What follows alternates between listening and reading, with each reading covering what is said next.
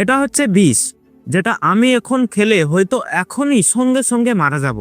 কিন্তু আপনি কি জানেন আমরা প্রতিনিয়তই একটি বিষ খাচ্ছি বা বলা যায় টানছি, যেটা খেলে হয়তো আমরা সঙ্গে সঙ্গে মারা যাচ্ছি না, কিন্তু আমাদের গড় আয়ু 8 থেকে 10 বছর কমে যাচ্ছে এবং তার সঙ্গে সঙ্গে জন্ম নিচ্ছে হাজারো রোগ ব্যাধি। জি হ্যাঁ, এই বিষটি হচ্ছে বায়ু, দূষিত বায়ু। আমরা জেনে না জেনে প্রতিটি প্রশ্বাসে বিষই পান করছি। ভারতে প্রতি বছর প্রায় 2.18 মিলিয়ন মানুষ এয়ার পলিউশনের ফলে মারা যায়, বা বলা যায় এয়ার পলিউশনের ফলে নানা রোগের কারণে মারা যায়। আমাদের শহরগুলোর বায়ু এতটা দূষিত যে সেখানে শ্বাস নেওয়া বিষ পান করার মতোই। তবে একটা কথা, যখনই আমরা এয়ার পলিউশনের কথা ভাবি বা মনে করি, তখন নজরটা চলে যায় রাজধানী দিল্লির দিকে। একটা বারও আমরা পশ্চিমবঙ্গের কথা ভাবি না, যেখানে প্রতি বছর 50,000-এরও বেশি মানুষ মারা যাচ্ছে এই এয়ার পলিউশনের ফলে বিভিন্ন রোগের কারণে। হাঁপানি, ফুসফুসে ক্যান্সার, ব্রঙ্কাইটিসের মতো মরণবেধি রোগের প্রকোপ দিন দিন বেড়েই যাচ্ছে। আর ভিক্টোরিয়া মেমোরিয়ালের মতো প্লেস তো প্রায় অদৃশ্যের পথে। এয়ার কোয়ালিটি ইন্ডেক্সে দেওয়া তথ্য অনুসারে কলকাতা বিশ্বের সবচেয়ে বায়ু দূষিত শহরগুলির মধ্যে একটি। তাছাড়া পশ্চিমবঙ্গের বিভিন্ন শহর যেমন দুর্গাপুর, আসানসোল, হাওড়ার AQI সর্বদা 208। এবার এই লিস্টটা দেখুন, লাস্ট ইয়ার ডিসেম্বরের ডেটা। এখানে ভারতের টপ 10টি এয়ার পলিউটেড সিটির মধ্যে দেখুন 4টি পশ্চিমবঙ্গে অবস্থিত। মানে বুঝতে পারছেন যে বাংলার অবস্থাটা খুব একটা ভালো জায়গায় নেই। তাছাড়া আপনারা হয়তো দেখে থাকবেন, এবছর জানুয়ারিতে যখন ইংল্যান্ডের সঙ্গে ভারতের ম্যাচ হচ্ছিল ইডেন গার্ডেনে, তখন চারিদিক ধোঁয়াতে বা কুয়াশায় আচ্ছন্ন হয়ে গেছিল এবং প্লেয়ারদের বল দেখতে অবধি অসুবিধায় পড়তে হয়েছিল। তো এবার ভাবুন তো, এই পলিউশন ভর্তি ম্যাচ গোটা বিশ্ব দেখছে, তাহলে এখানে ভারতের তথা কলকাতার ইমেজটা কোথায় গিয়ে দাঁড়াচ্ছে? এবার এটা নিয়ে শুরু হয় পলিটিক্যাল পার্টিগুলির ব্লেম করাকরি, কেন্দ্র সরকার রাজ্য সরকারকে, রাজ্য সরকার কেন্দ্র সরকারকে। তবে এখানে প্রশ্ন হলো যে আসল দোষটা কার, সরকারের না আমার আপনার? দেখুন, এটা নিয়ে শুধুমাত্র সরকারকেই ব্লেম করা যায় না, আমাদের মধ্যেই সচেতনতা নেই। আমরা কতজন এই এয়ার পলিউশন নিয়ে প্রশ্ন করি বা চিন্তা ভাবনা করি বলুন? একটা জোক নিয়ে আমরা এতটাই বেশি অফেন্ডেড হয়ে যাই যে সেটা পার্লামেন্ট অবধি চলে যায়, কিন্তু এয়ার পলিউশনের মতো গুরুত্বপূর্ণ বিষয় যেটা আমাকে আপনাকে প্রতিনিয়ত প্রভাবিত করছে, সেটা নিয়ে আমরা চিন্তা ভাবনা করি না। এই ভিডিওটা হয়তো আপনি শেষ পর্যন্ত দেখবেন না, কারণ এটা কোনো বৌদিবাজি কন্টেন্ট নয়, কিন্তু আমি আপনাকে কথা দিচ্ছি, আপনি যদি শেষ পর্যন্ত দেখেন তাহলে আপনি বুঝতে পারবেন যে আমরা কোন খারাপ সময়ের মধ্যে আছি এবং বায়ু দূষণ আমাদের কিভাবে প্রভাবিত করছে সেটা আপনি বুঝতে পারবেন। তবে আমাদের কাজ যদি আপনাদের ভালো লাগে তাহলে অবশ্যই চ্যানেলটিকে সাবস্ক্রাইব করবেন।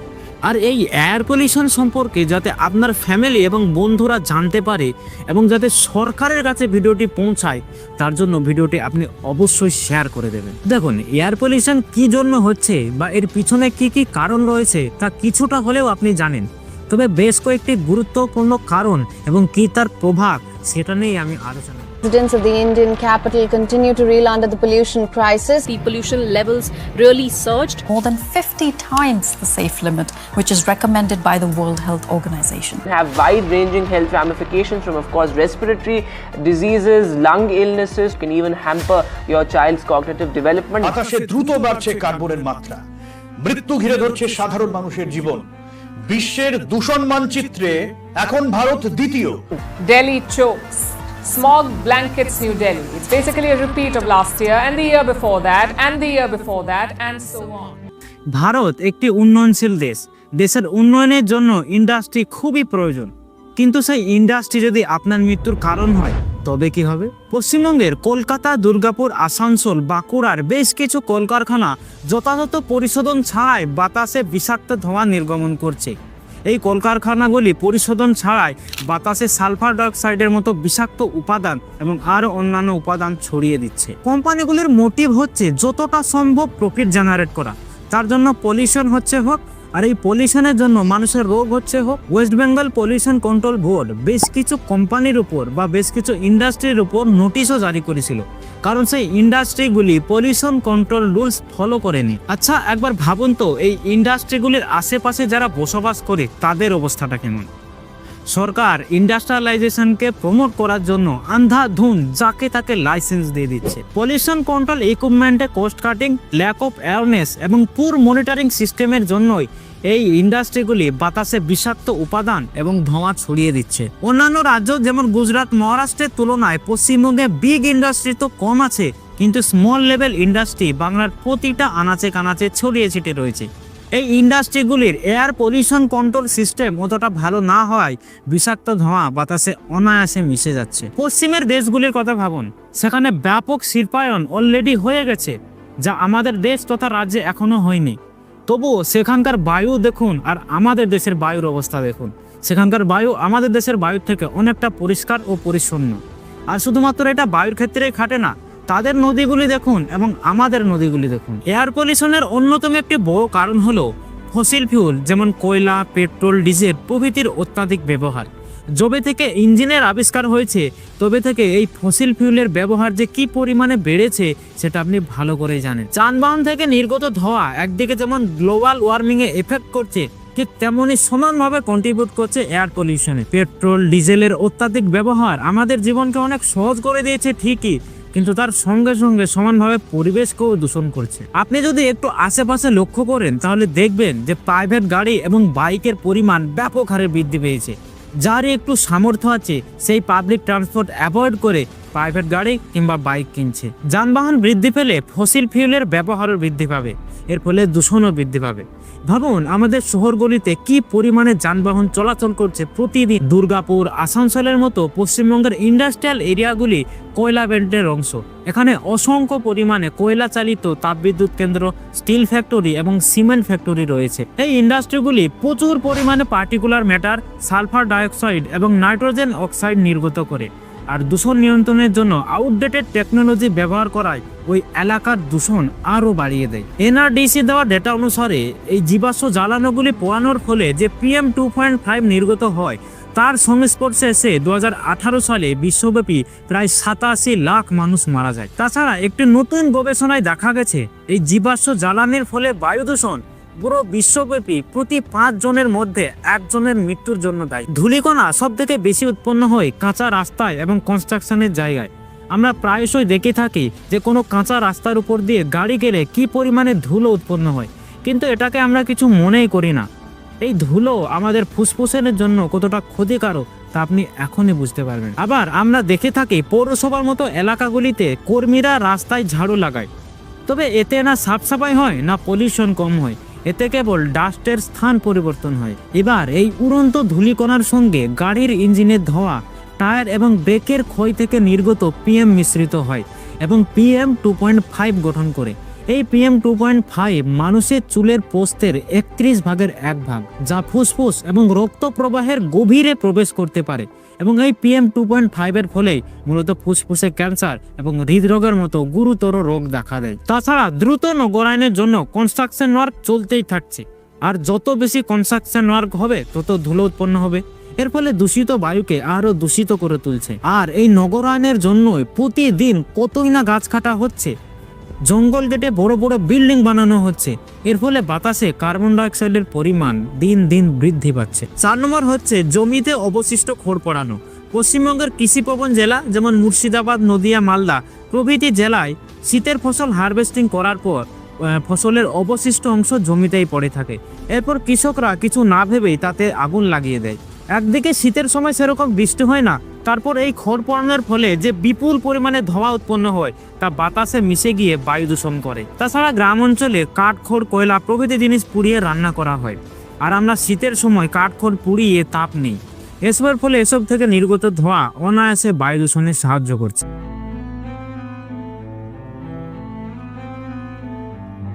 এবার আপাত দৃষ্টিতে দেখলে মনে হবে বায়ু দূষণ ইন্ডিভিজুয়ালি আমাদের উপর কোনো ইফেক্ট করছে না, বাট আপনি এখানেই ভুল। বায়ু দূষণ হয়তো তাৎক্ষণিক আমাদের উপর কোনো ইফেক্ট ফেলছে না, বাট লং টাইমে এর প্রভাব খুবই ভয়ঙ্কর। AQI 0 থেকে 50 হলে গুড, 50 থেকে 100 হলে মডারেট, কিন্তু 100 ক্রস করলেই তা খারাপ থেকে অতি খারাপের দিকে চলে যায়। এবার আপনি আপনার এলাকার রিয়েল টাইম AQI সার্চ করে দেখেন, আমি চ্যালেঞ্জ করে বলতে পারি তা 100-র উপরে এবং 150-র কাছাকাছি হবে। কোনো কোনো সময়ে দেখবেন তা 200 ক্রস করে গেছে। তাহলে একটিবার ভাবুন, আপনি শ্বাস নিচ্ছেন না বিষ পান করছেন? দীর্ঘদিন ধরে এই দূষিত বায়ু আপনার ভিতরে প্রবেশ করার ফলে হাঁপানি, ফুসফুসে ক্যান্সার, ব্রঙ্কাইটিসের মতো মারণ রোগের সম্ভাবনা দিন দিন বৃদ্ধি পাচ্ছে। শিশুদের মস্তিষ্কের বিকাশে বাধা, হার্ট অ্যাটাকের ঝুঁকি ও মানুষের গড় আয়ু কমে যাচ্ছে এই বায়ু দূষণের ফলে। আপনি আপনার এলাকার কোনো বড় হাসপাতালে গিয়ে খোঁজ করুন, দেখবেন 50%-এরও বেশি পেশেন্ট কোনো না কোনো বায়ু দূষণজনিত রোগের কারণেই অ্যাডমিট হয়ে আছে। আর যখন এইসব রোগ হচ্ছে তখন মানুষ চিকিৎসা করাতে গিয়ে ফাইন্যান্সিয়াল ক্রাইসিসের মধ্যে পড়ছে। আর আপনি যদি বুঝতে না পারেন যে আপনি কতটা ভয়ঙ্কর সিচুয়েশনের মধ্যে আছেন, তাহলে আপনাকে বলি যে এই বায়ুতে শ্বাস নেওয়া মানে ডেইলি 10 থেকে 15টা সিগারেট খাওয়ার মতো। রাজ্যের শহরগুলির অবস্থা খুবই খারাপ পর্যায়ে চলে গেছে। আর আপনি যদি গ্রামে বাস করেন এবং ভাবছেন যে আপনি সেফ আছেন, কিন্তু আপনাকে বলি আপনি AQI সার্চ করে দেখবেন 100 পার হয়ে গেছে। তবে এয়ার পলিউশন আজকের ঘটনা নয় বা হঠাৎ করে বায়ু দূষিত হয়ে গেল না, দীর্ঘদিন ধরে এটা আছে, আমরা জানি কিন্তু কেউ ভাবি না। এইভাবেই চলতে থাকলে গ্রামাঞ্চলে AQI 500 ক্রস করে যাবে আর আমরা টেরও পাবো না। আচ্ছা, আমরা নেক্সট জেনারেশনের জন্য পরিবেশ কিভাবে রেখে যাচ্ছি সেটা কি কেউ ভেবে দেখেছি? খারাপ লাগে তখনই যখন দেখি এই বিরাট গণতান্ত্রিক দেশে এয়ার পলিউশন ইলেকশনের কোনো ইস্যুই নয়। মানে পরিবেশ দূষিত হলো কি না মানুষ সেটা ভাবেই না। বায়ু দূষণের লং টাইমে কি ইফেক্ট তা আপনি জাস্ট ধারণাই করতে পারবেন না। আজ থেকে 20 বছর পর কতটা নতুন রোগের সূচনা হবে। হয়তো কোনো রোগ আপনার শরীরে ধীরে ধীরে বাসা বাঁধছে, যেটা 10 বছর পরে প্রকাশ পাবে। ছোট ছোট বাচ্চা যাদের বডি এখনো পুরোপুরি ডেভেলপ হয়নি, তাদের কথা ভাবুন। এই বায়ু দূষণ তাদের উপরে কতটাই না বা খারাপ প্রভাব ফেলছে। তাছাড়া যাদের অলরেডি হাঁপানি ও ব্রঙ্কাইটিসের মতো রোগ রয়েছে, তাদের ক্ষেত্রে এই বায়ুতে শ্বাস নেওয়া মানে নরকে থাকার মতো। তাছাড়া বায়ু দূষণ আবহাওয়ার উপর খারাপ প্রভাব ফেলে। কলকারখানা, পাওয়ার প্ল্যান্ট থেকে যে বিষাক্ত ধোঁয়া উৎপন্ন হয় তা আবহাওয়াকে গরম করে তোলে বা গ্লোবাল ওয়ার্মিং হয়। এর ফলে কোনো কোনো বছর অতিবৃষ্টি, আবার কোনো কোনো বছর অনাবৃষ্টি দেখা যাচ্ছে, যার ফলে ভারী সমস্যায় ভুগছে দেশের কৃষকরা। তবে এই এয়ার পলিউশন শুধুমাত্র পশ্চিমবঙ্গের সমস্যা নয়, গোটা দেশের ক্ষেত্রেই এটা লাগু হয়।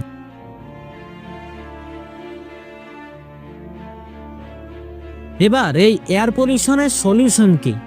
দেখুন, এটা কোনো রকেট সায়েন্স নয় যে আবিষ্কার না করলে সমাধান হবে না। বায়ু দূষণের কি কারণ এবং এর কি প্রভাব তা সরকার, জনগণ সবাই অবগত।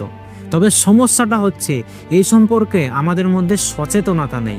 ইভেন বড় বড় ইন্ডাস্ট্রিগুলিও জানে যে তারা বায়ু দূষণ করছে, জনগণও জানে। তবে এটা নিয়ে ভাবছে কে?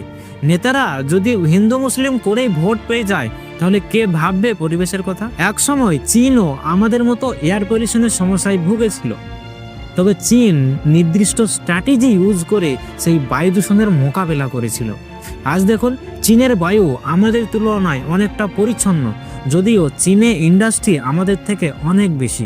আপনিও জানেন যে এয়ার পলিউশন কমাতে গেলে বেশি বেশি গাছ লাগাতে হবে, ইন্ডাস্ট্রিগুলিতে হাই টেকনোলজি ইউজ করতে হবে যাতে ক্ষতিকারক বায়ু কম উৎপন্ন হয়, এবং প্রাইভেট গাড়ি থেকে পাবলিক ট্রান্সপোর্ট বেশি করে ইউজ করতে হবে। কিন্তু আপনি কি এই সম্পর্কে ভাবেন বা পাবলিক অ্যাওয়ারনেস তৈরি করেন? 2026-এ আমাদের রাজ্যে বিধানসভা ইলেকশন রয়েছে। আমি গ্যারান্টি দিয়ে বলতে পারি এই ইলেকশনে পলিউশন কোনো ইস্যুই হবে না।